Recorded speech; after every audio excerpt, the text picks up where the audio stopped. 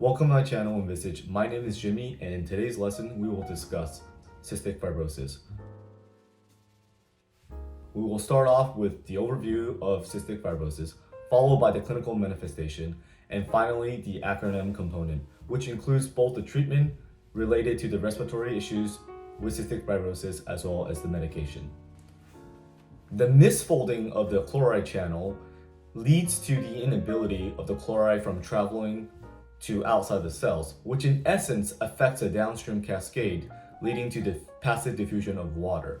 The intermediate step is sodium, because sodium must travel outside the cell to balance the negative charge of chloride, where then water follows. The following are clinical manifestations of cystic fibrosis. Mainly, they affect the digestive system, the respiratory system, as well as the urogenital. So in the digestive system, because there's a blockade of bile duct, it leads to poor fat absorption, which affects the liver.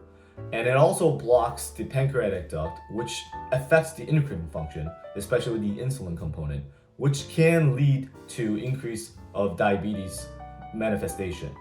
In the respiratory component, the thickened mucus due to cystic fibrosis causes chronic infections such as pneumonia, as well as airway blockage, which causes symptoms like chronic cough as well as wheezing. And finally, for urogenital, it causes infertility in men as well as decreased fertility in women.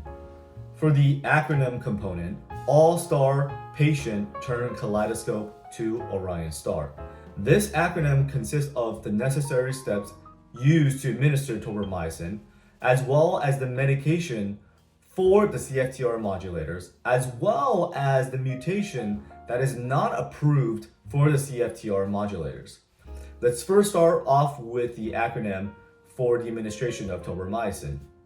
We have A, which is albuterol. So albuterol helps open up the airways, followed by S, or star, is basically hypertonic saline. Hypertonic saline helps soften up the mucus, followed by P. P for pulmozyme. Pulmozyme actually breaks up the mucus. And finally, T. T is tobramycin. Tobramycin is the antibiotic that is used to fight against the most common infection in cystic fibrosis, which is Pseudomonas. For the medication under the CFTR modulators, we first have kaleidoscope or kaleidocope. O for Orkambi, and then S for Symdeko. So finally, how do we remember the mutation that is not approved for the CFTR under the CFTR modulators? Well, we have S, which is a star, and a star has 5 sides. And then this character here is looking through this kaleidoscope. So while he's looking through this kaleidoscope forms that number 0. And finally, he's looking at the Orion star. The Orion star is actually made up of 8 different stars. So 508 is the mutation that is not approved under the CFTR modulators. Thank you for watching. Please comment below and let me know what other videos you'd like to see next. As always, let's continue to empower a different way to mission success. I'll see you guys in the next one.